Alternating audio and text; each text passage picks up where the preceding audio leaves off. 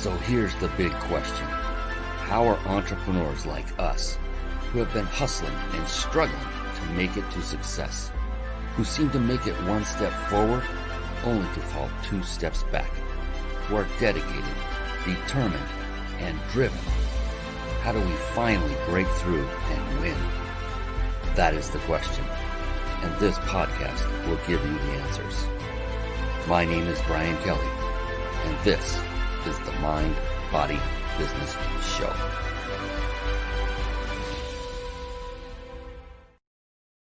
Hello, everyone, and welcome to the Mind, Body, Business Show. This is going to be stellar. I kid you not. We don't have just one guest, not two. No. We have 5 guests, and they are all experts in the field of live video streaming. I am going to dig deep, pick their beautiful brains, and they're going to give you the secrets that make them so successful in this unbelievable technology that many people are now coming to due to recent events. We all know what that means. The Mind, Body, Business Show. What is that all about? It is about the 3 pillars to success. In my now 56 years on this earth, I spent the last 10 or so actually studying only successful people. What made them more successful than someone like me? What were the qualities? They are just a human being. And during these 10 years or so of being with mentors, of actually meeting authors, reading books of other authors that may not be with us, going to seminars of prominent and successful entrepreneurs, I found there were 3 patterns that developed, and you might guess where those 3 patterns might lie. Yes, in mind. That's mindset. Those that have achieved a great level of success had really worked on and developed a very positive and flexible mindset. And then body. It's all about taking care of yourself, literally your physical body. That's eating right and exercising on a regular basis. And then there's business. And business is multifaceted. It includes things like marketing, sales, team building, systematizing, leadership. And I could go on for a very long time with different skill sets. And what happens is all of these successful people I studied had mastered these skill sets. Here's the trick. Here's the secret. They don't master every single one of them. If they master just one, then they can delegate to others who have mastered the skill sets they don't currently possess. And that is the skill set of leadership. And I'm not going to go too deep into this. We're going to jump right into our wonderful panel. They're all sitting, standing, waiting, clapping, cheering, and they can't wait to come on. And I can't wait for you to meet them all. So with that, why don't we just do that and bring them all on? Go ahead, unmute yourself, my wonderful peeps. Here we go. There they are. Ladies and gentlemen, the amazing live streaming video expert panel. Oh, yes. How are you all doing tonight? Really good. Excellent. All right. I am going to quickly introduce each one of you, and hopefully I do you justice, but it's going to be what you gave me, so it has to do you justice, right? So Jason Nast, he is one of my best friends in the world. He is the co-founder of the Big Insider Secrets. He spent over 35 years in marketing, working with top agencies, products, and brands, generating over $1 billion with a B dollars in revenue for my big brand clients, his big brand clients. This was a last minute bio submittal, and over 170, I don't know if that's million, I think it is, in actual sales, there's a lot of zeros, revenue to non-big brand companies. So that's pretty impressive. His specialty has been in direct response marketing. That means TV commercials, where he is a Clio Award winner. As Seen on TV, you've all heard of that. 2-time marketer of the year in that. Radio, print, billboard, email, texting, and more. I'm getting tired. Offline or online, there are secrets the big insiders don't want you to know. The who, what, where, why, and when of marketing, and most importantly, the how. Ladies and gentlemen, Mr. Jason Nast, welcome to the show, my brother. Thank you. So great to have you. Next, the lovely Janine Suvak. Oh, yes. We've known each other for a long time, at least, 10 minutes now. It's been phenomenal. She is a former U.S. flight surgeon. This is phenomenal, ladies and gentlemen, and combat veteran. She is Dr. Janine Suvak, and she is an author, consultant, recognized expert in leadership. Ooh, we just talked about that. And peak performance. Hey, I love that name. It's part of my business. In high stress environments, I can only imagine. An in-demand expert for military aviation accident investigations. Wow. Janine now uses her problem-solving experience with systems and human factors in organizations to help businesses succeed. With that, welcome to the show, Janine Suvak. Yay, so happy to be here. Thanks, Brian. You are all amazing. By the way, this was a last-minute collection of these fine individuals. We had a last-minute cancellation of a certain guest. They had a family emergency. This stuff happens. And so I'm really thankful and appreciative to all of you, all 5 of you, for coming on at such short notice. I'll get it out. By the way, Janine hails from around the Houston, Texas area. Jason is in the Arizona area. Leo is from the UK. I'm going to introduce him next, which is in London. And Pepe is currently in Orlando, Florida. He's from Brazil. And then Rosana Ro Catalano is from Tallahassee, Florida. We've got them from all over the place. I love this. This is phenomenal. Leo, the man, Leo Mendel, has been involved in the world of online sports and streaming. This is very interesting to me. Since the late 1990s, a survivor of the .com bubble. Ooh, that was a tough one. The first live event he streamed was a professional soccer match for a top European tournament in 2001. 2001, ladies and gentlemen. He then built a successful agency helping Olympic federations deliver online. He has now pivoted to delivering online streaming for religion and politics. 2 things not very easy to mix. I love that. Welcome to the show, Leo Mendel. Thank you for coming on. Thank you. It is, what is it, 1:37 in the morning where you are right now? It is. Yeah. Wow. He was wide awake. He wins the prize. I was. Yeah, we got to get some of that tea you're drinking, man. That's got to be some good stuff. It's All coffee. right. It's coffee all the way. Yeah, I don't think I could survive on No. tea. Caffeine just isn't enough. All right, on to Pepe Figueroa. He is a DJ, music producer, photographer, videographer, video editor, video engineer, and nowadays specialist in live broadcasts. There's a lot more to him, but that's all I got. And Yeah, we're gonna that's it. We'll dig in, and you can tell by his background, he may do this, more than once or twice in a good month or so. Yeah, he might do it on occasion. Thank you. The pleasure to be here. Yeah, thanks for coming on, man. And you got it all, the sound dampening materials, the different colors. It's gorgeous. A gorgeous setting. I love it. You're all gorgeous. You're all phenomenal. And then we have Ro. That's what she likes. Rosana Catalano. I love that last name. It just rolls off the tongue. Catalano. I could say it all night. Thank I'll you. make us do it. Catalano. Catalano. Rosana Catalano's varied background as a lobbyist, trial attorney, television news producer, professor, university dean, career coach, and chief agency administrator allows her to provide her clients with a unique perspective and skill set for solving problems, storytelling, and creating successful strategies.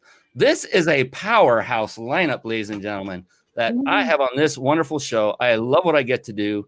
And yes, Jason's the biggest powerhouse. He's raising his hand because I have a question. I actually have a statement, and that is, you were able to pull this together at the last minute, Brian, but that really says a lot about you as our host, because you have these connections, you have these most amazing people in your life, and you bring these amazing people together so wonderfully.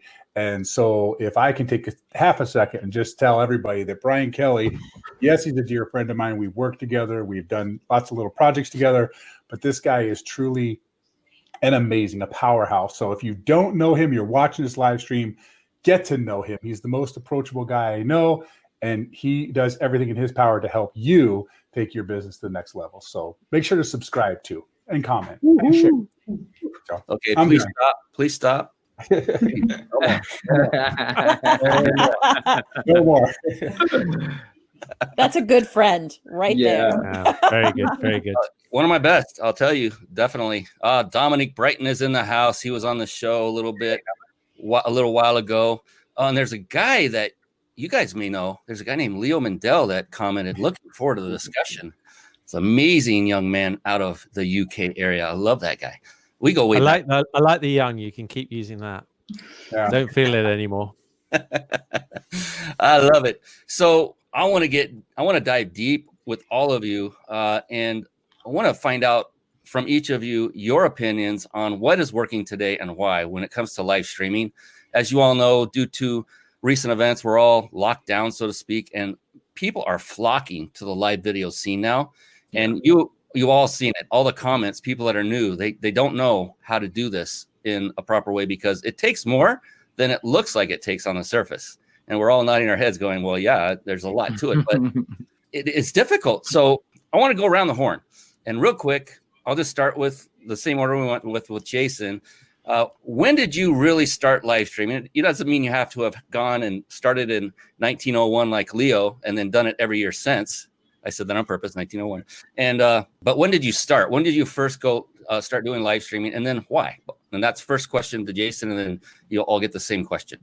So I've been a beta tester for Google and Microsoft for years. And when Google first came out with the Hangouts Live, that's when I started doing live Hangouts. And then associate of mine, Alex Mandozian, he's like the Hangout live guru guy. I actually went to a live training, which he charged, I think it was $2,000 for the training in-house, or $1,000 if you wanted to stream it live. And I watched him actually drop this thing live. It was incredible. And I was like, this is something I need to incorporate into what I'm doing. So that's really when I started doing a lot more lives after that. Fantastic. Thank you, kind sir. On to the next in a moment as I switch things around. This is fun. This is a lot of fun. This is different for me. Not everybody's name is Jason Nass, so we'll make sure we get that cleared up. There you go. But it's not so bad if it were, it'd be all right. Janine, same question. When did you start live streaming and what brought you to it? Why did you start doing that? Well, I just started live streaming this year, actually, but because I generally work behind the scenes helping people with their systems, I have helped my clients with live streaming for quite some time. And it seems kind of silly that I would help them and not do it myself. So there I went. Fantastic. And that's what I love. We're going to have a good mix of, grizzled veterans, like the next one I'm about to bring up, and those that are just starting, but all have great entrepreneurial and acumen and background and experience, and all bring a lot to the table. All right, Leo, up to you. When did you start live streaming? You kind of gave a hint. And what got you to start to do that? Why did you? As I mentioned earlier, I work, or you mentioned that I work in the professional sports industry. So I work for a number of clubs, governing bodies, and federations doing their websites. And from there, we ended up doing some live events using things like Real Player, Windows Media Encoder, all these sort of things, which have long since gone into the distance. The first live event, as you mentioned, which was Celtic in the UEFA Cup, we had. We claimed we had over 10,000 people. I can't see how any of them on a 56K dial-up could have seen anything, but that was what we did. And from there, it's just moved on and on and on. I've been a big user of things like various different software packages that you end up encoding on Wirecast and all these things. But for the last 3 or 4 years, I've been doing more and more on a regular basis in the religious area. I work for a number of synagogues and I've worked for some churches as well, bringing their stuff online. And then, as with everybody else, the beginning of the lockdown, it just went into overdrive. And now I'm doing about 4 or 5 events a week, mainly producing for people and doing all the work that you're doing, Brian, behind the scenes. And if those of us who use the buttons behind know that we can make it look smooth, but you're sitting there going all of this at the same time. Yes. It's, you got to be the talent, the director, the producer, the marketer, the graphics designer, if you go that far. I have the access to more Facebook pages than I've ever known I'd ever have access to. Brian's wife is craft services, though. She takes care of that. We need to up that limit to the live streams that we have currently from 8 to like 28 or 30, right? Yeah. All right, Pepe, same to you. How long ago did you start live streaming, and what was the driving factor behind you deciding to go down this wonderful path that we're all on? Oh, well, I started live streaming. Well, I did it first like radio, like web radios. So I started doing that because at that time in Brazil, we don't have like the bandwidth, the internet that good. But I started doing video, like really live streaming with Tweet. I think it was TweetPic or TweetCam. Was a kind of a software that you're like a little app that you can go live on with Twitter account, something like that. And then I started doing just because I want to promote myself, my company at that time in Brazil. So that's why I started. And then I went to Google Hangout. I went to all these softwares, different softwares doing a live streaming. Fantastic. So how long, what year, if you would remember, did all I that? started like 2007. My YouTube channel, I started in 2007. So I think I started like 2006, 2008, something like that. Sweet. You know what, Jason, I forgot to mention, and I'm going to mention it right now because Rosanna, we're saving like the big reveal for last right here. But this show, Do I know it? this show is actually sponsored by this gentleman to my left and his company, The Big Insider Secrets. Look at his hat. He's got the Big Insider right there. And what he has enabled us to do is to give away a 5-night stay at a 5-star luxury resort because his company has sponsored us. And so stay to the end. Those of you who are watching live, this is for the live viewers only. Yes, that's right. What you stay on live to the end, I will show you exactly how you can enter to win. We get to give away one of these every single week on our show because of this man right here. And so stay tuned. And yes, you will be free to move about the country and hopefully the world, hopefully very, very soon. So you definitely want to stick around for that one. So thank you. We've just added a bunch of U.S. destinations as well. So it's not 5-night though; it's only 3 in the U.S. But there's a ton of them. So yeah, we'll make sure all the U.S. is available for you as well. All right, now that we have built up the big moment, Catalano. When did you start streaming, Rosanna? And again, what drove you to do that? So I'm one of your newcomers to live streaming. I started actually during the pandemic, but I am not new to storytelling. I have a background in television news and was a television news producer. And as an attorney and a trial attorney and lobbyist, I have been putting stories together for clients for nearly more than 2 decades now. So I'm not new to storytelling, which I think there's a huge element of that when you're producing shows. So we started with my company doing the live streaming during the pandemic as something that we needed to make sure that we were still in the hearts and minds of folks. And from there, we've been approached by many people. And now we have multiple clients and do this 4 or 5 times a week for a number of clients. So it's been wonderful. Fantastic. Told you she was worth the wait. All-star crew right here. Oh my gosh. I'm like a kid in a candy store right now. This is so fun because of you guys. You are amazing, and gals. I mean that collectively. So I can tell there's several of you that live streaming has had an impact on your businesses. And I'm going to open this up to whoever wants to speak first, but let's raise hands so we don't stamp on each other audibly. But what ways has live streaming helped your business?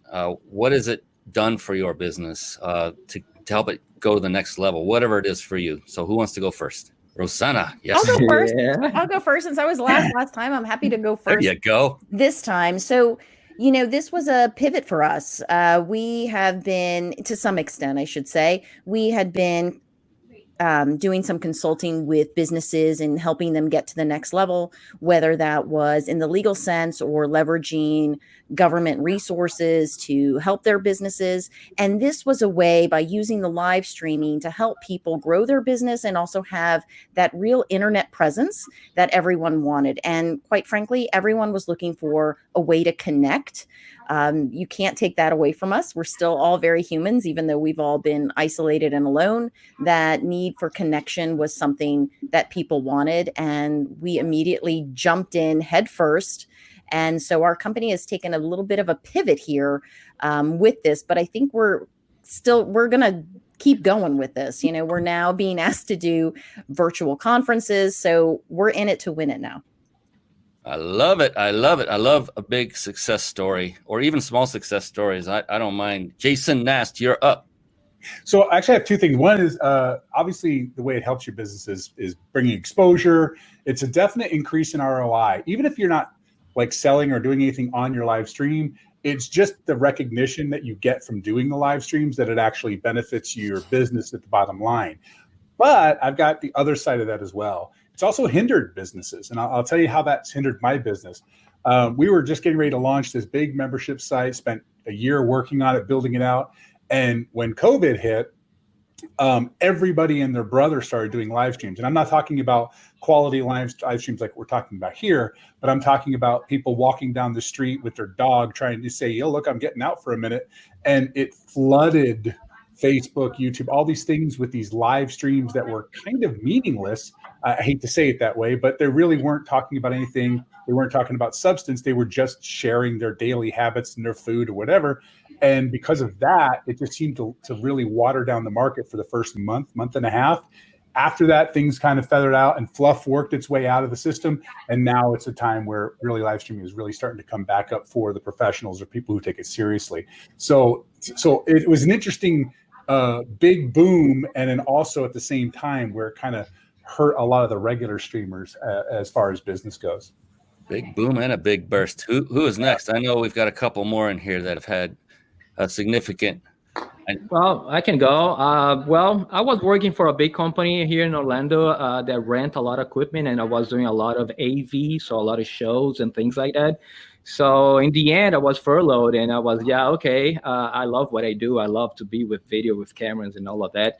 I'm going to continue doing my YouTube channel, but, I need to start doing some money. And then I started teaching people how to go live and sharing my knowledge, how you can have a good camera, a good microphone, and how you hook up everything, and good lighting and all of that. Because a lot of people are doing Zoom, Go Meeting, all these softwares, and software starting to get bigger and better. We have StreamYard, we have a lot of things right now. So we have OBS, we have Wirecast, we have VidMix. So it's a lot of things that people need to look for and say, hey, what I'm going to use, which camera, which microphone, which software I'm going to use. And even, you need to know, what do you want? You're just going to use it for a Zoom meeting? You're going to teach something? You want to have a background with a green screen, or you want to have, I don't know, a PowerPoint? So you have a lot of things that you need to really know. And I'm just helping people doing that right now. So this is a really challenging time. At the same time, it's really good to see that, we can continue making money. Fantastic. We got a couple comments rolling in. This one is giving me a little chuckle. Fizz, you know him, Jason. Hey, We can actually recognize each other if we had met each other before. So I want to talk real quick. Can I have that? And then we have a shout out for one individual on this broadcast. Hey, Rosanna. Joy is saying Rosanna is a rock star. She also has a fantastic podcast in Floridaville. Thank you for coming on, Joy. Appreciate you for participating. And Leo, you had your hand up a moment ago. I think I'd take it from where the others have said. It's been a really interesting roller coaster of what's happened with the lockdown when it started over here. Very, very, very similar. People didn't know how to go online, how to use, and where I was being involved with churches and synagogues, they just stopped dead. And it was literally they didn't know what to do. And what you're actually seeing is that the people involved, the ministers, the rabbis, they either can pivot to do this or they can't. And some of the guys that really could in the past, who could work in a room, have found that they couldn't actually work online. And so we've been helping a number of those to actually re-engage and reconnect with their communities. That's on the one side. On the other side that we had is that we're suddenly, because we've been doing this for a long time, it's can you help us out? My partners have got backgrounds in doing live shows and involved in theater. And so we're literally run off our feet with people who are going, we need to bring our business online. And that has worked out really, really well. But I think there's a comment that's come from others. It's doing it professionally. And the word that we hate is Zoom. Because when you see Zoom, when you see stuff that goes out on Zoom, it's so poor. It's so poor, and it has no brand values, and I really don't like it. So what's your real opinion on that, Leo? Yeah. It's a bit on the fence on Zoom at the moment. And they're trying to play catch up. It's very interesting. It's the best product out there for a meeting. It's absolutely a killer product for a meeting and for keeping your family in contact. But when you're trying to do something like this, it just falls apart. It falls apart. You talk about Google Meet at all for like business meetings? Because Google Meet's been doing pretty well too. I've been testing both of them. It's interesting because they went through a period over here of just because they dropped everything for a while and just dropped it at the wrong time. I mean, let's be blunt. The reason Zoom worked so well is they had no security. It's like when the lockdown hit, you didn't have to have any security to get into a Zoom meeting, so everybody could get in, and that was their killer thing. Everybody else was trying to, we were all trying to remember what our Skype handle was. It's like, no, can't remember. Forget it. Don't want to know. Well, it's interesting you talk about businesses that pivot. There's in churches and religion and politics. Those are two huge areas. Musicians, I found also only a very few of them are really doing well as far as quality. I know of one that my wife and I actually put aside 5 o'clock every Friday night for one of our favorite smooth jazz artists, Brian Culbertson. This guy, I had no idea what a geek he was in a great way, tech geek. And he's actually using OBS, which many of you are, I'm sure, familiar with. I've used it the best as well. And he's using the Stream Deck interface that I use as well. And this guy has got it down. He's got multiple microphones, probably 5 camera angles. He's got sponsorship. He started a new membership site, and he's got over, what was it? It was over 3,000 people watching live every show. It's amazing. The guy's crushing it, I hope. And I just love to see this, ingenuity that people have when times like this come. It's like you either come up with a solution or you die.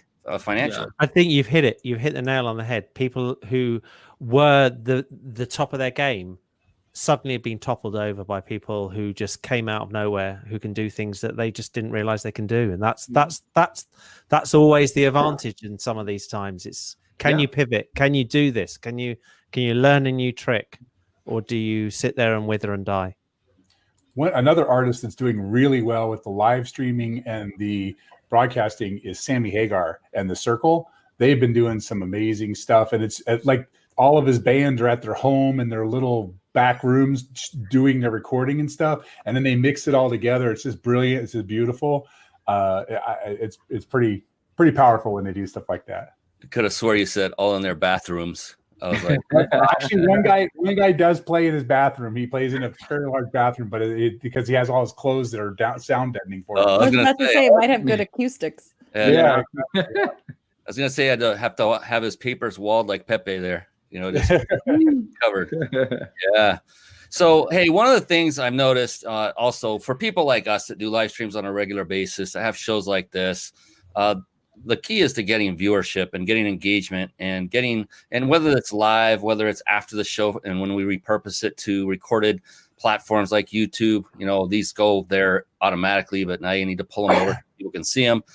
But for you, and I'll do the same thing, is just by show of hands, one of the keys to any business is marketing, and it's the lifeblood. Without marketing, you cannot succeed. Successful marketing, I should say. So for whoever wants to go first, what have you found thus far for live video specifically to be your number one go-to when it comes to marketing a live show? Number one. So many things. Yeah.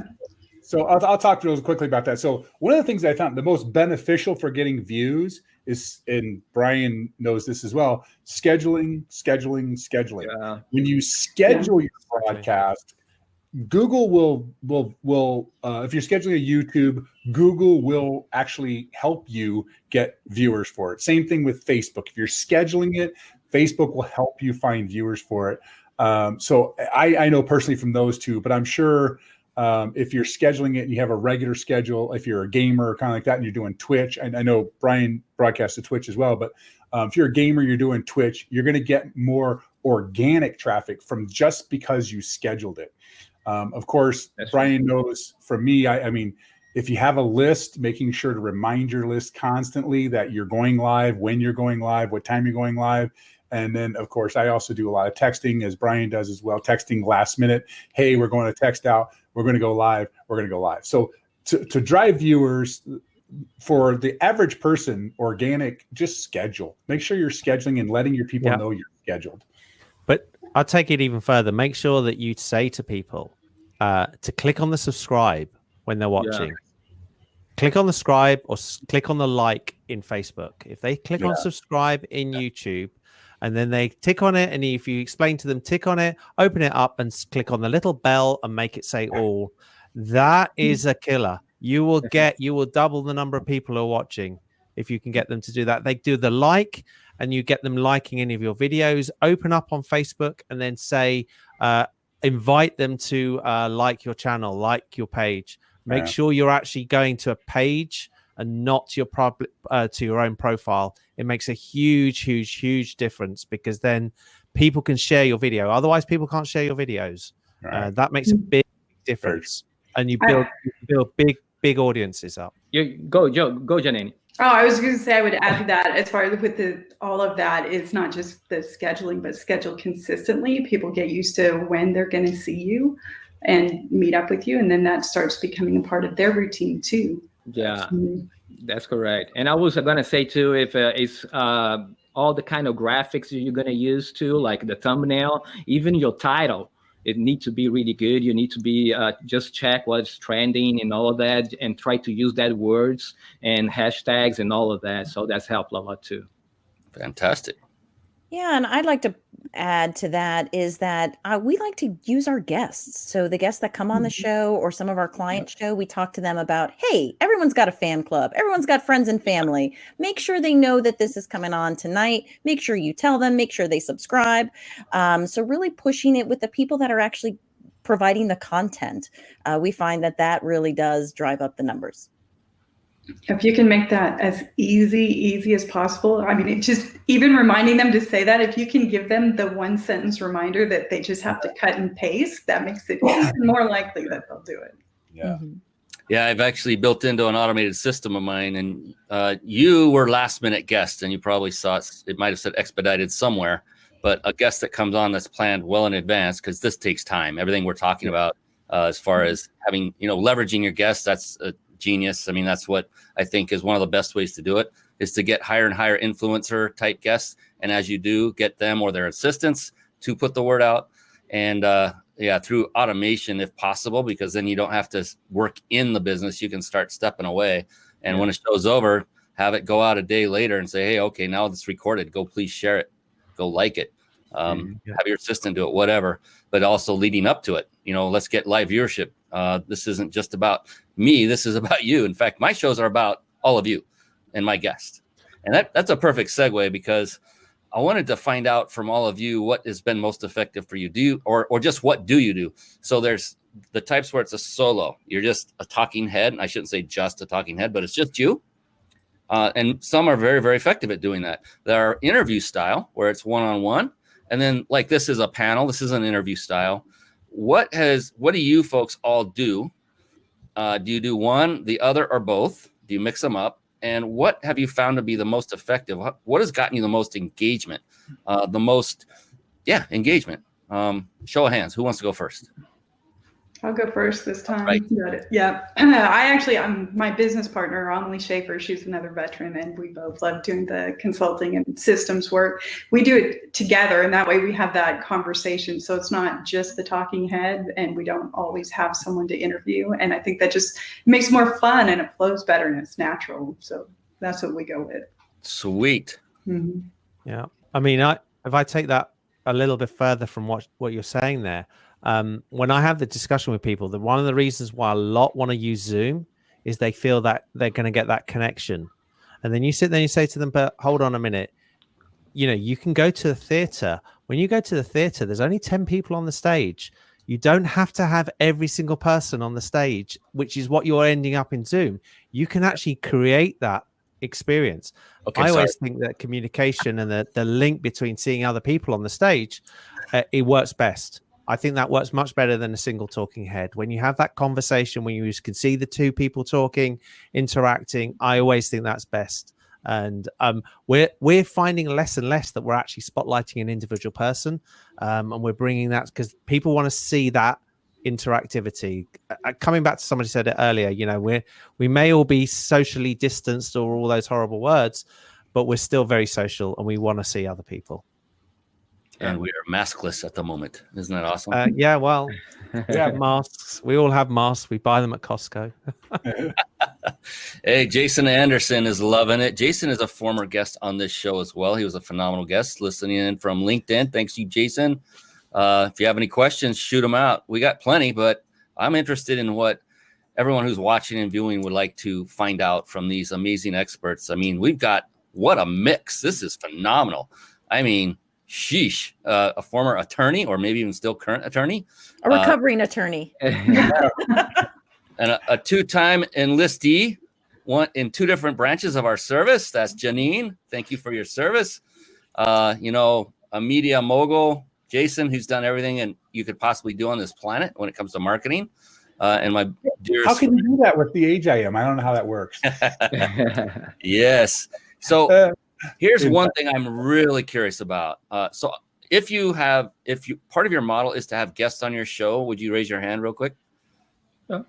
An interview? Okay. Was that Janine? I can't see your hand. Yeah. Okay, Yeah. got it. So all of you, good. So what I want to find out is what has been your biggest challenge so far? Like there are different examples because look, we're talking about pre-show, we're talking about execution during show, and we're talking about post-show production.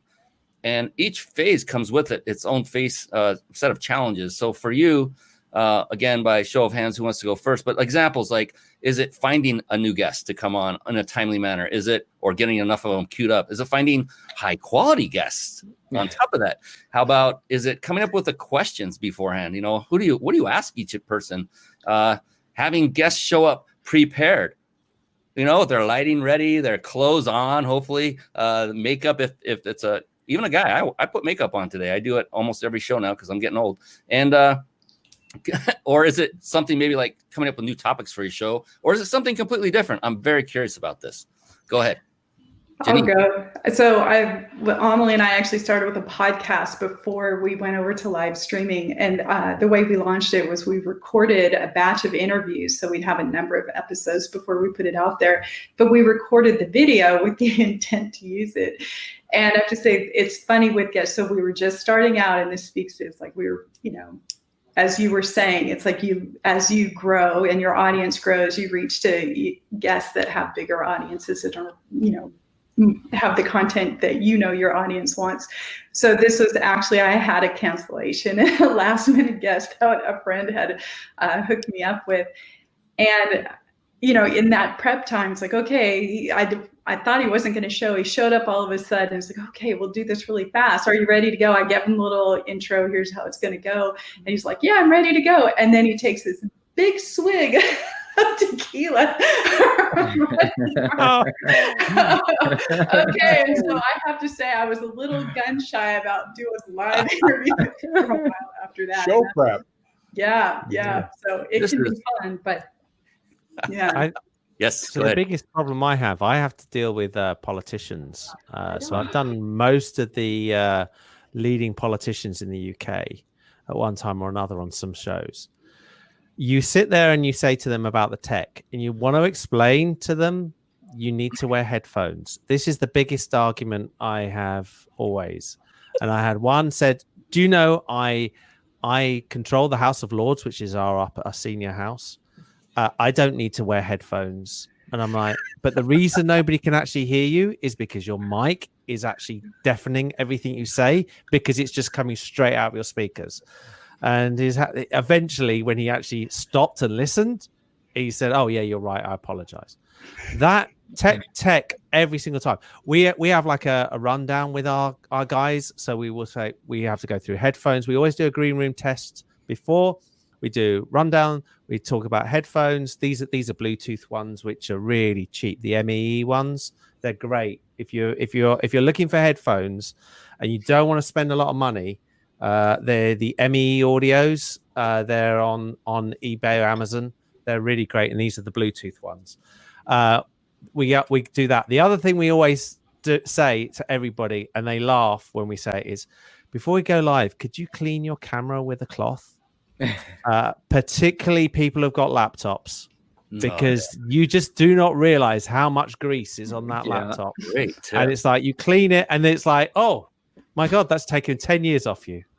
It's like it's a magic trick. It's a magic trick. Always worth doing.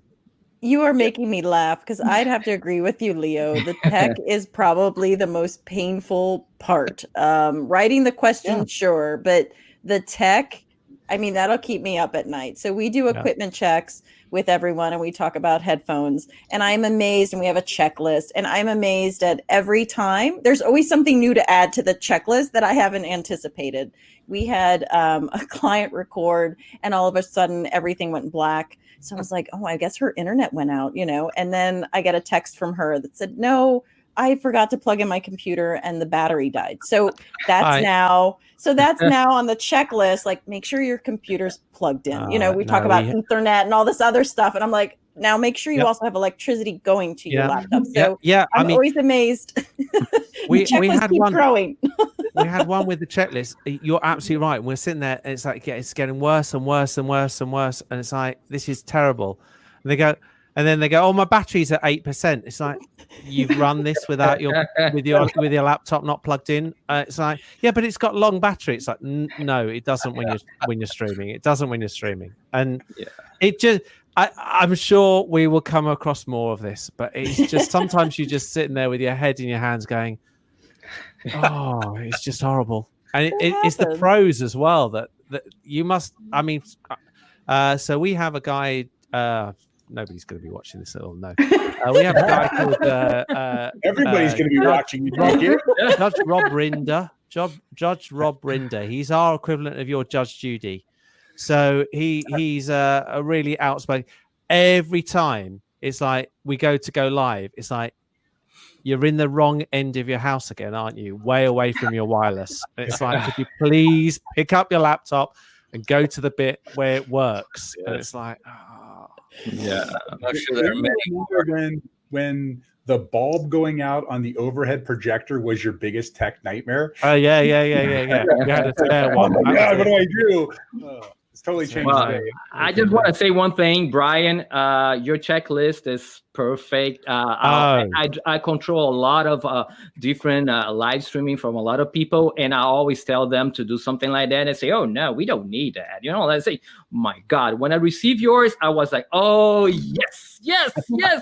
Really good. Doing really this. Good. This is so simple. It's so necessary. Like people don't do it, and it's why not? You need to be like prepare everything before your live stream. So it's I'm really glad you're doing that. That was awesome for me, man. Thank you. And I just found out that I need to add 2 more. Wipe off your camera. Like you guys said, you're continually updating, and I'm doing it all the time. Keep adding to the checklist. Yeah, wow. I tell you, the cleaning the camera is the one that everybody laughs, and they're going to be doing this for 6 months, and you go, yeah, could you clean your camera? And then they go, oh, that's that. It's amazing the difference it makes. From my perspective, I started going live about 9 years ago, 1911. Yeah.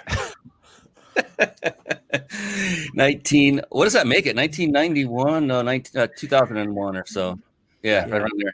That's 12 years. Yeah. Wait, 12 years. My math. No, it's 20. That's going to be 20 years next year. Yeah, too long. Wow. 9 years ago. So that'd be 2011, right? There we go. Finally. And gosh, I used to be really good at math. Anyway, so back in that day, we didn't have what we have today with all of the autoresponder, glitz and glamour, and all the automations that we can do now with the incredible tools that are available. And I would literally set up and schedule what I called a tech test the day prior to the actual show. And then I told them, are you going to be in this same location tomorrow? Oh, no, I'm flying to. I'm like, oh, God, that ain't going to work. We got to tell you where you're going to be. Have we got stories of that? Oh, yeah. So that is what caused that checklist that I came up with to be born, because I said, no more, I'm done. You either do it and you tell me you've done it. You all did that. Thank you very much. By just responding, and the automation told me, I was like, oh, good, they're ready. And I knew all of you would be, because we're all in this game together. But, you never know, do you? Top of our checklist now is you are going to do the tech test on the equipment you're actually going live on. Yeah. It's like, we sat there a couple of weeks ago doing a tech test, and this is our Home Secretary, so Secretary of State, equivalent of Secretary of State, and we get one of her assistants doing the test, and we're sitting there doing the test, and it's like nothing of this is working, and it's like, is this going to be the computer? Oh no, I'm in GCHQ. That's the equivalent of being in the Pentagon. It's like, there's no way any computer in there is ever going to work. Right. And is this where she's going to be doing it? No, Firewall. she's going to be doing it at home on her own PC. And you're like, there's half an hour of my life I'm not getting back. I can so relate. You guys are phenomenal.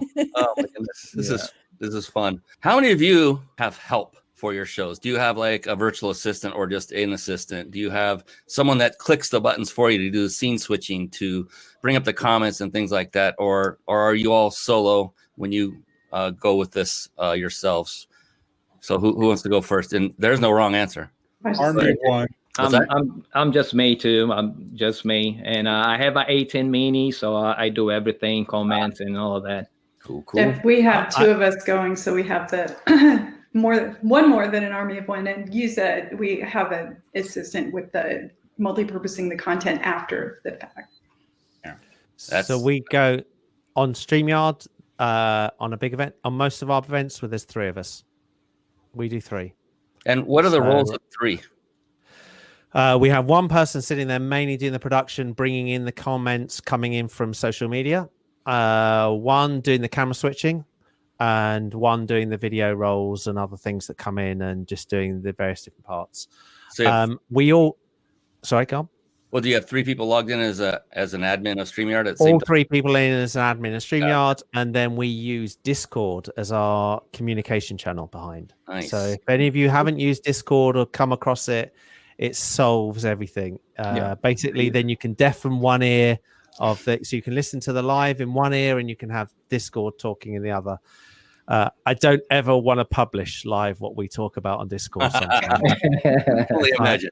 You're just sitting there going, are they gonna, and now I'm doing it. It's like, so well done to you, Brian, for running this on your own. You're doing great. Yeah, I can imagine the back talk over there. Effing Zoom. God. It's just sometimes you're just like, you're just, it's hard work, isn't it? It's hard work. Especially when you've got a deadline. Ro, what are you guys doing? Do you have a team? Yeah, so I have a team. So I have a show that I have a co-host, and we switch back and forth as to who's going to produce it, do the directing behind it. We find that if one of us does it for several weeks in a row, then the other one, the skills kind of soften. You've got to keep up with it. So we switch back and forth. For our clients, there's usually 2 of us always on, so that we, as admins, so we can jump in, and we usually just keep our phones open, but I'm going to use Discord now, so that we can handle what's coming, whether it's, the comments or, the different assets that they want played during the show. Well, God bless you, because I used to co-host as well, and it's not easy to do it with 2 people. No matter how synergistic the 2 of you are, it is difficult. Have 2 people switching off, asking questions, whatever, engaging.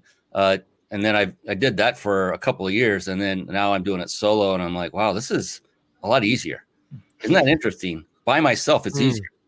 That was my own experience. It doesn't mean it's everyone's experience, of course, but it was, and nothing personal about any person. It's just, that's the way it was. It's easier to go on my own and not have a co-host.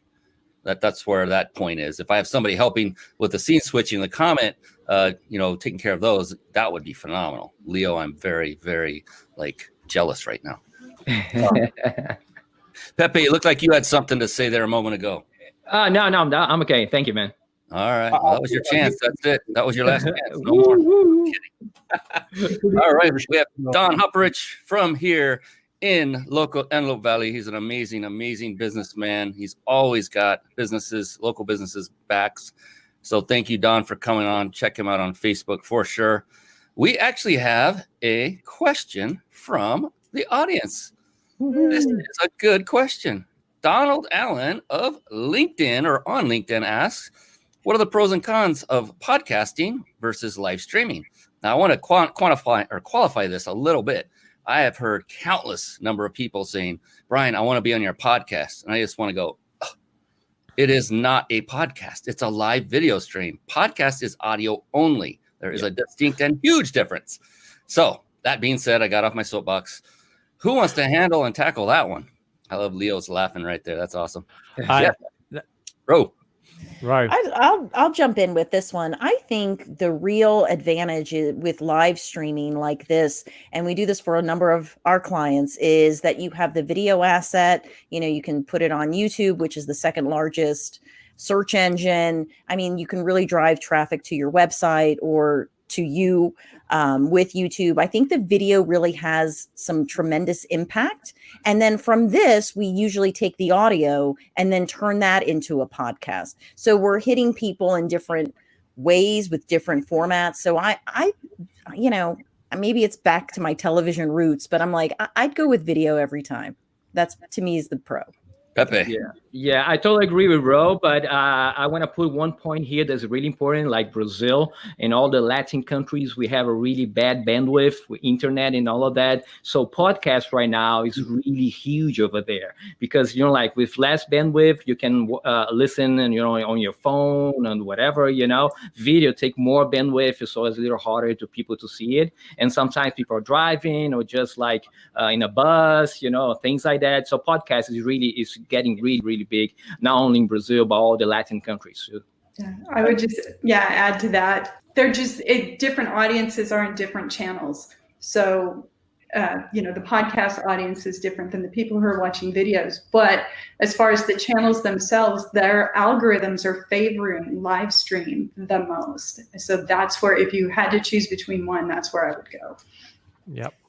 And I'll just say that it really, for David, I think Allen, not Don Allen, I can't remember his name, but what I would say is it's not an either or situation. I'll echo what everybody else has already said. It's really a both situation. Go live, do a live stream video, and then, like Rose said, break it down into an audio and rebroadcast it as a podcast only. And one of the things you can do, which is really nice, I think actually Brian's doing this because he is now a top 200 podcaster on Apple. Is that right? That's correct. Yeah. So one of the things you do is you schedule your live video broadcast on one day, and then you schedule your podcast the next day after you've had time to read the audio out and send it out. So that way your podcast people get used to listening to it a day later. And it's not an either or situation. It really is a both situation. Yeah. And on that, it's actually now over a week. It's actually 3 weeks out before the podcast goes. I've hired a podcast marketing firm. And here's the thing. Podcasts are huge. And I didn't know it.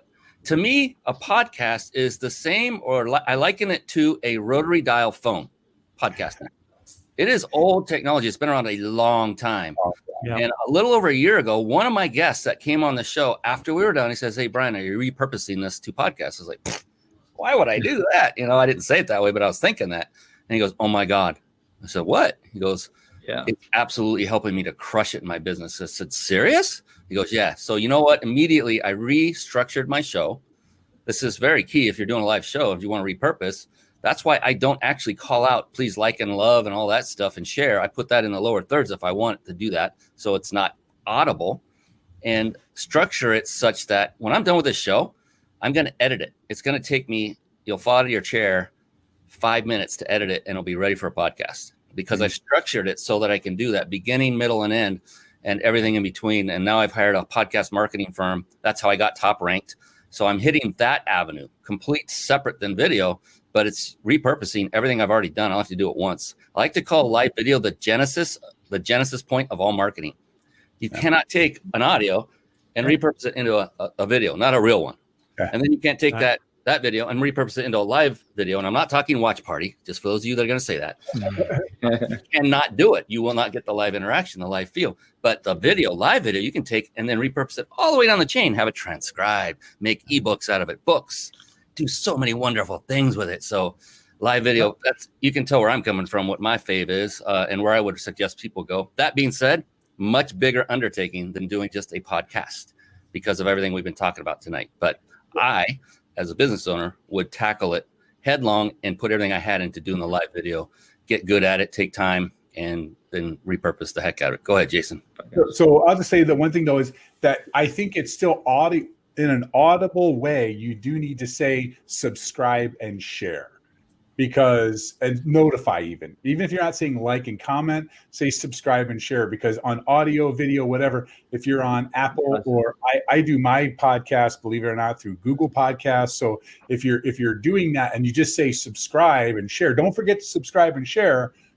That's a good thing. I also, I study Russell Brunson's work, and he always on his podcast always says, subscribe, share, and take a screenshot and tag me in it.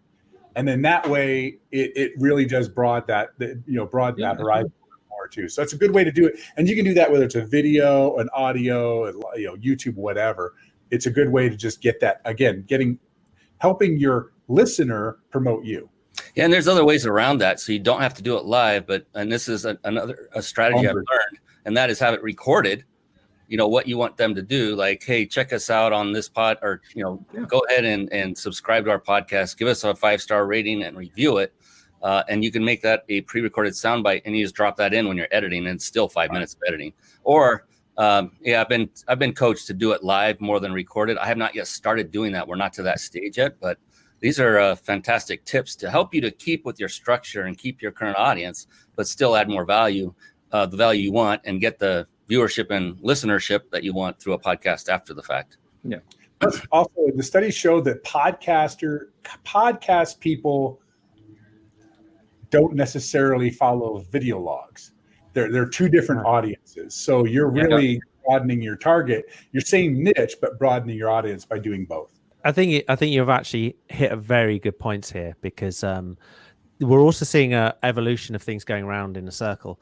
A good example of this is I'm a big fan of, we all remember The West Wing and the West Wing Weekly podcast, which finished in January this year, where they went through every single episode of The West Wing.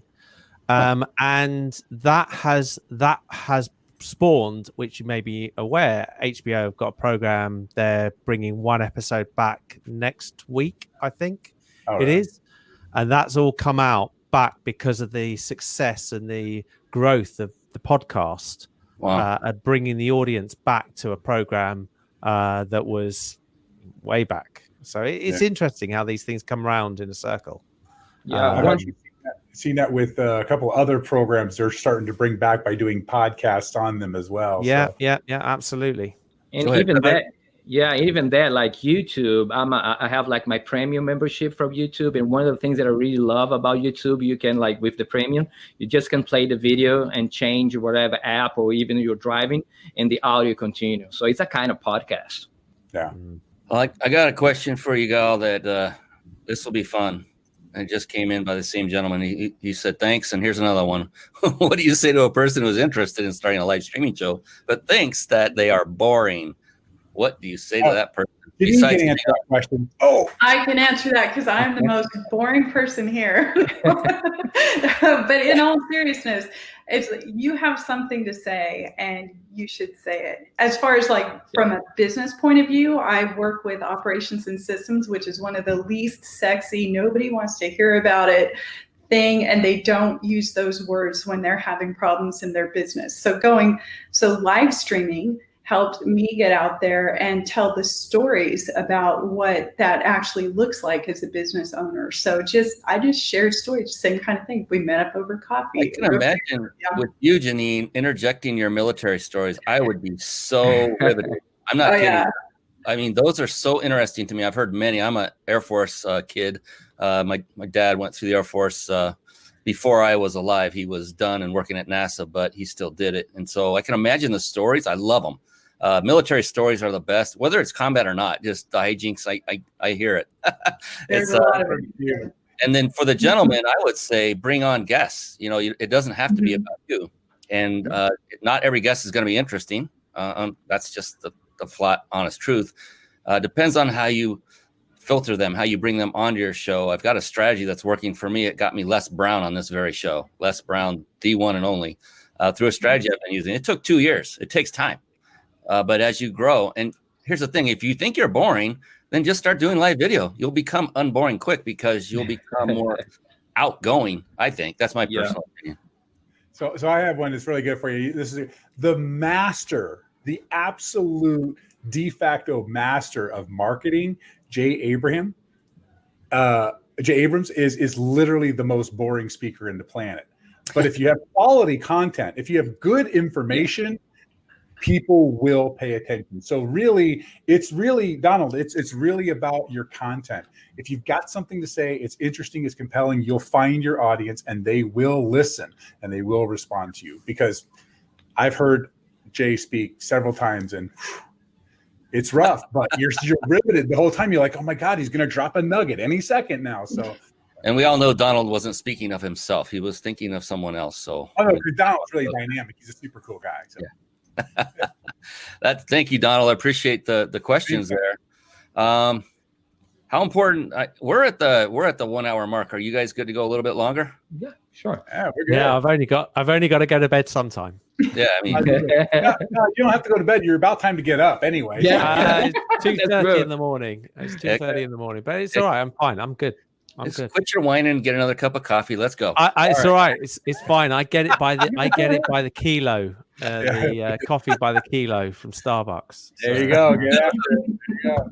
Well, let us know if you need that restroom break. We'll take a pause. I'm fine. We'll go. Keep going. I'm enjoying it. I'm really enjoying this, Brian. Really enjoying it. I appreciate you all so much. All kidding aside, this has been one of my favorite shows. I kid you not. I'm like a kid in the candy store. Like I said, goosebumps under this jacket. How important to each of you? So how many times have we seen someone say, I'm going to do a live, and they go walking around with their phone and the wind's blowing and their hands shaking and they think they're doing something professional and they're interviewing somebody. I'm like, what are you doing?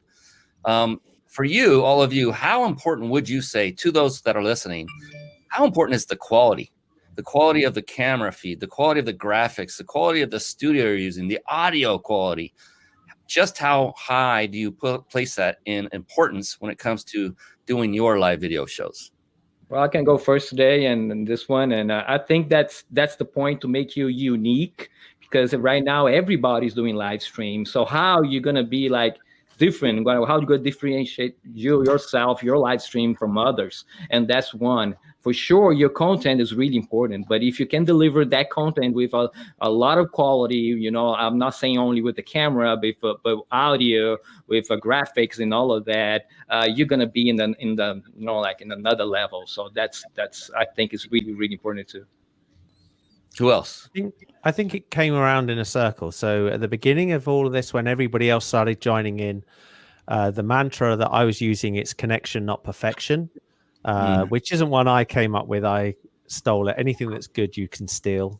I can't remember where I stole it from, which is but that was really important. Now to me, it's moving up that scale. Exactly, this camera, this is a stills camera, and yes, it sets you back about $500-600, but the difference in quality is just chalk and cheese to a Logitech. It's amazing. And I mean, I've got a Logitech Brio sitting underneath it, which I never use, but its quality is, you don't have to do every single bit first. And Rosanna probably knows this from her TV days. You don't go out and put a big sound stage together straight away. You put it together bit by bit by bit. Yes. And that's all you do. And mine has just changed and evolved. And I think it's really important. Yeah, you have to make progress and get better. I'd say content first and then the tech, but the tech has got to be spot on, and you don't have to take it all at once. So, first get yourself a good microphone, then get yourself a camera, or vice versa. Do one at a time, but you've got to improve them, and then do the professional branding. I mean, this looks beautiful, Brian, the way you have this here with the overlays and our names and all of it. So, every week improve, small progress is still progress.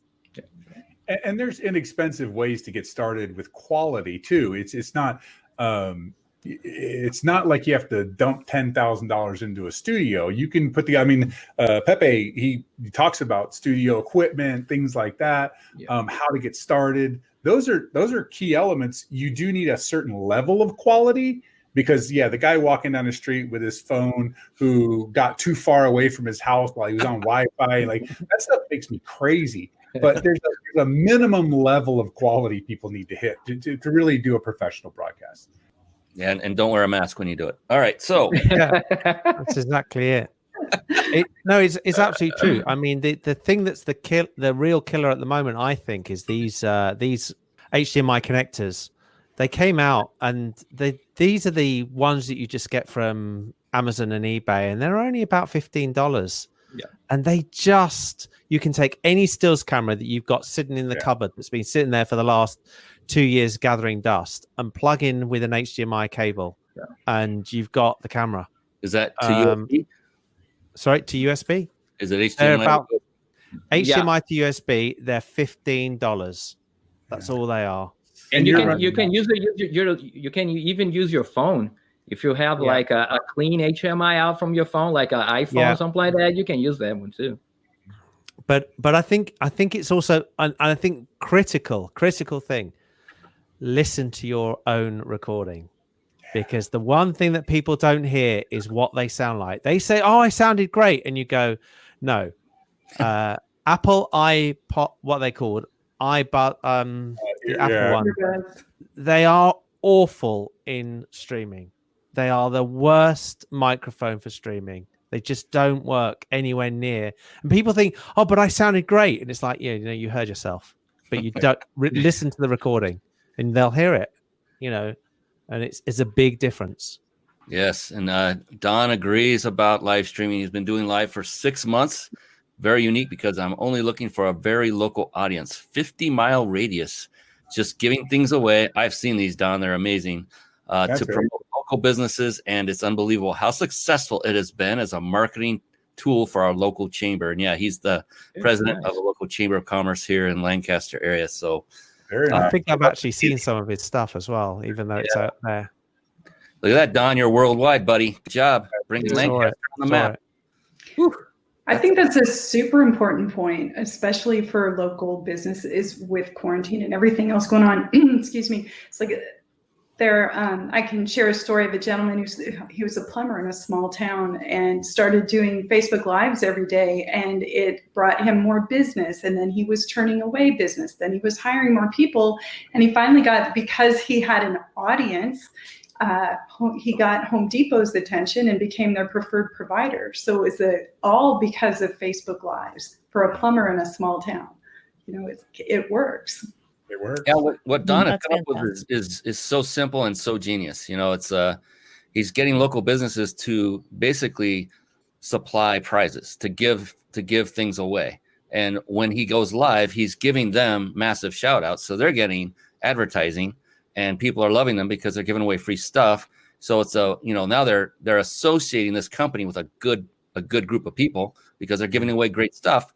And everyone wins. Don's chamber keeps thriving. The businesses keep thriving. And the people love the businesses that are giving away the good stuff. So they're winning prizes and having fun too. So it's like a win-win-win situation. I love the entrepreneurial spirit, and times like these hit. That's when the really bright lights start shining. I love it. I love it. Yeah. That means all of you that are right now. Just want to make that very clear.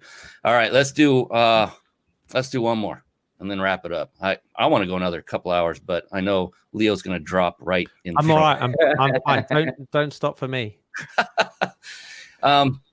We kind of touched on it a little earlier. The bottom line to anything in entrepreneurship and business is, what is the outcome?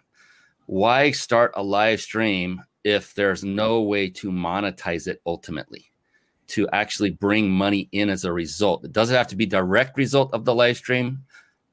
I don't know. That's why I'm going to ask all of you, what strategy have you come up with for those of you who have done it, where you are the result of your live stream is actually monetizing your business, whether directly or indirectly? I'd like to know if you've done it directly, especially, and also indirectly, in what ways are you monetizing as a result of doing live streams? I'll go ahead first. I think the most basic and the easiest that people see is through sponsorship. So you can have someone sponsor either an episode or your entire show. And I think that that's probably the most obvious that people can see as a way to monetize it. But I see it as a wonderful way through your guests, the power of your content. Your network is your net worth. So by strategically inviting certain people on your show, you expand your network, and that can bring lots of ROI to your business that maybe cannot be quantified that day on that episode, but you can quantify it later on. That's both guests that have the audience of the people you're trying to reach. And there's also guests who really are the type of client you have. You're not going to sell them while you're, having an interview with them. But in your pre-live or afterwards, just in interacting with them, that's when well, who else do you think might be interested? Literally it opens the door to have that conversation with them. And they're so happy to be invited to be on your platform. It's really a win-win. I think Brian's experienced that on both levels. He's not only found a great mentor with his podcast guy, but he also has found people who take part in his services, which is the Carpet Bomb marketing program. I think that's phenomenal. And I do most of my monetization on is actually not on the live stream. It's really I basically provide a ton of value, just give stuff away. And I do it live and I give it away. And then I make the videos private and I put them in a membership site. So if you want to watch it live, this actually kind of came from a previous model from Brian when he was doing a live broadcast. If you wanted to watch it at your leisure, you had to subscribe. So but I do that. And it's not necessarily driving traffic to my website, my membership site. It's more or less just kind of a branding strategy where people then reach out to me and go, hey, I saw you doing this, this, and this. Can you help me with that? And I've gotten clients from that just by putting content out there for free. And then they reach out to me and go, hey, can you help me with my problem? Yeah, I would agree with that. I always think there's a long game. The short game is what you can actually do in creating those connections. But once you show that you're an authority on something, when somebody remembers they need it and they remember that you reached out and you gave them that window, that's when it pays back. So if you're trying to do it over a short game, it's not going to work. I just don't think it works. But I think over a long game, and you made that connection and you made that point, my real business, which is in the sports environment, we've always reached out and helped. And when you reach out and help, you know that when they need somebody or they decide, you know what, we want a new website, and they remember who helped them out, and you don't always win it, that's life, but sometimes you do. And when you do, it pays back in dividends. And that's why I've always done it that way. Yeah. Well, for me, I have a different kind of way because I have my YouTube channel, and I never thought myself as a YouTuber. So I have my YouTube channel since 2007, and I had 8,000 people only on my channel. So since this pandemic thing started, I was just doing reviews about equipment, cameras, and things like that. And then I started talking about live streaming because I was live streaming. I'm a kind of YouTube. So, and then I started talking about StreamYard and some softwares that Wirecast and Vimix. When I saw it, I have 2,000 more people in my channel, and I was like, what's happening? And why? Because I was talking about live streaming. Live streaming was getting so huge. So I think we need to see the market too and watch out. Hey, where people are taking us. And right now, I would say my channel took me to being somebody that knows a lot about live streaming, because live streaming for me was always part of my job, part of being a tech. And now I'm like I said, a specialist. Kind of crazy to say, but yes, yep. In these days we need to have someone that knows that's really tech savvy, in live streaming, knows about bit rate, understand about the flow of the signal. And we didn't talk about this, but a lot of people using HDMI and bring the audio from another source, and they have problem with sync, and they don't know why, and all of that. People think that everything is so easy, just connect it and it's going to work. And that's not true. So it's really nice to see. I know pandemic was really bad, but I'm saying it's so crazy to see what we can do, and achieve and create. So it's crazy. It's not like Field of Dreams where you just go live and they will come. Build it and they'll come. Yeah, build it and they will come. So Pepe, do you now? I was waiting for that. I was waiting for that for the whole of this call. I knew that was coming sometime. Do you monetize your YouTube channel now? I mean, that's another revenue stream too. I've not gotten there yet. I'm actually building. Yes, that's funny. Yes, I do. But because my channel, my email and everything is in Brazil, I don't get the money. It's gonna stay there in account, so I cannot do it. That's why I'm building another channel now in English, and I'm trying to do different things. Because the thing is, right now the dollar in Brazil is 5 to 1. So imagine if I want to sell something that is $10, it's going to be 50 reais in Brazil. So it's really hard, to do something in dollars and live in dollars to sell to a Latin country. So you need to be here. If you live here, you need to do things for Americans and be here too. So yeah. I see a lot of frequent flyer miles in Pepe's future. Sorry. To do that then? What? Sorry? Are you building a new channel in the U.S. based? Yes. That's why I'm doing a new channel now. Yeah. Very good. Yeah. All right. Well, we're going to bring this home, and I just thought of this. It's going to be fun. So I like to end every show with a pretty powerful question. Jason, I apologize, but you've done this and you're already in. So the remaining 4 will have to tell me which one of them want to do this. Only one of you can do this. And just to close it out, I'm going to end up putting you all in the green room, except for that one person while we do this question. Then I'll bring you all back. So we'll say our big farewells and a quick debrief and let Leo go to sleep. So it's a very intriguing question. I ask every one of my guests who's been on my show the same question. And it's been an amazing array of responses that I've gotten back. And the cool thing is it's somewhat personal, and it's just very amazing. I don't know how else to describe it. And before we find out who's going to do this, I promised those who stayed on with us live that we were going to give you the means to win a 5-night stay at a 5-star resort. Compliments of this gentleman and the big insider secrets right here. I'm going to put it up on the screen for those of you watching live. This is how you enter to win. You want to take out that smartphone of yours and bring up your texting app. And when you do that, where you would actually type in the name of the person you're going to text, instead put in the phone number 314-665-1767. Sorry, this is United States only. Need to throw that in there because we have international guests on. 314-665-1767. And when you actually want to go type in the message to that person, like where you put your emojis and things like that, as I lose my voice, instead, type in the words peak-vacation. Peak, P-E-A-K, -vacation. And hit the little send button as I look for my throat spray. And go ahead and do that, and then stay with it. You will get an automatic response in text form, and just follow the instructions so that you can be officially entered.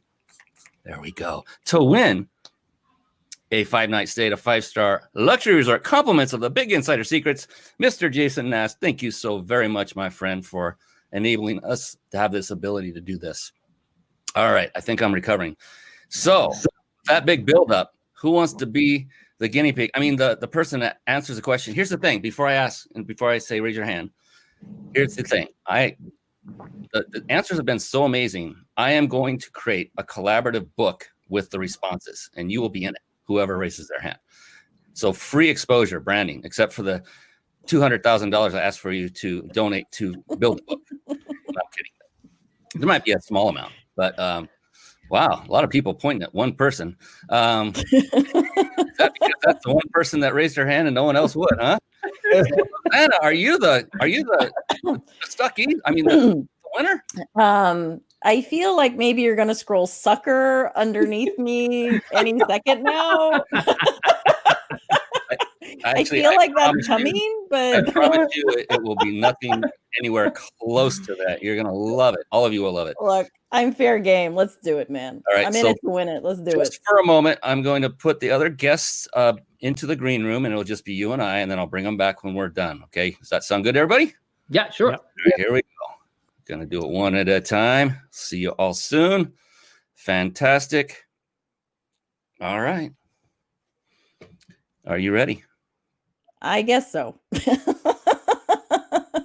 Well, here's the thing, Rosanna. I just want you to know that this is a question, and to that you will give an answer. The good thing is there is no such thing as an incorrect answer. Well, thank God. It doesn't. I feel like I volunteered to be tribute here. So in fact, the exact opposite is true, is that the only correct answer is yours. And that's the only part that makes it personal. Excellent. So it's not deep personal. It's unique to you. Does that make sense? Yes. All right. Are you ready? Yes. Rosanna Catalano, how do you define success? Success. I think success comes from your gut. I think success is different for everyone, and how you define it is different for everyone. For me, it comes from my gut. There is, for me, not only a sense of peace that comes with success, but it always involves the people I love. So that is how I would define success for me. Absolutely love it. Always love the response we get from wonderful people as yourself, such as yourself, on this very show. Thank you so very much. Let's bring back the remaining panelists who are in the background, cheering wildly, clapping, applauding. See, look at that. You mean the people that volunteered me for this? The people Right that on pointed you. for me to those people who I now adore. Yes, you have the biggest fan base now in the world because of that one question. Thank you so much, each and every one of you. You've been an absolute godsend. Thank you for everyone who watched and commented and asked questions. This has been one of the funnest, I kid you not, one of the funnest shows I've ever done. You guys all stepped up to the plate. You are true entrepreneurs. You're action takers. I am so blessed to now know every one of you. I've known one of you very well for a long time. And then the other one I've known for at least 10 minutes before the start of the show, Janine. But the rest of you, I had not met yet. Leo, thank you. Thank you for coming on and hanging with us until, what is it, 3 a.m. now almost? It's coming up on 3. Oh, he is going, man, that bed is calling, baby. These lights are going off.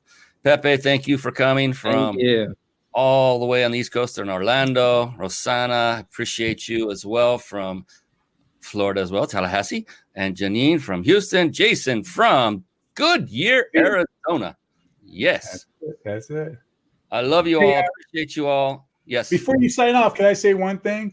Just one of the things that would be really good for everybody listening tonight to know is that, getting started there's a lot to take in, but there is an expert on live streaming and automation and how to build and set up all these things actually on this panel right now. We're all kind of have our own expertise, but there's one guy who's actually put all of the pieces together.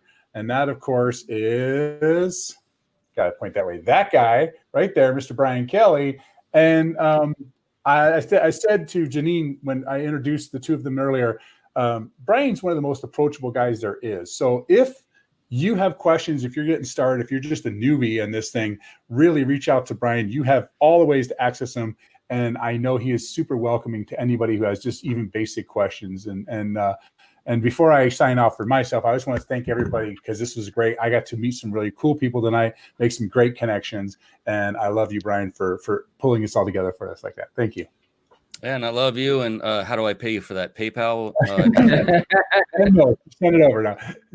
So I actually had it ready. I wasn't planning on bringing it up, but thank you for prodding me to bring it up. It's important. It really is, because people need help, and you give them great. You've gotten me so far in just a year's time on the quality and what I'm doing. So. All right. Well, thank you all. I appreciate you. Have a wonderful evening. Most of you, Leo, have a great morning. The rest of it. Thank you. Yeah. And stick on for a little bit. We'll do a quick debrief. But for everyone who watched and listened live, appreciate you for staying on to the end. On behalf of these amazing, wonderful people, I am Brian Kelly, the host of the Mind Body Business Show. We will be on again next week with another phenomenal guest. Until then, be blessed. So long, everybody. Thank you for tuning in to the Mind Body Business Show podcast at www.themindbodybusinessshow.com.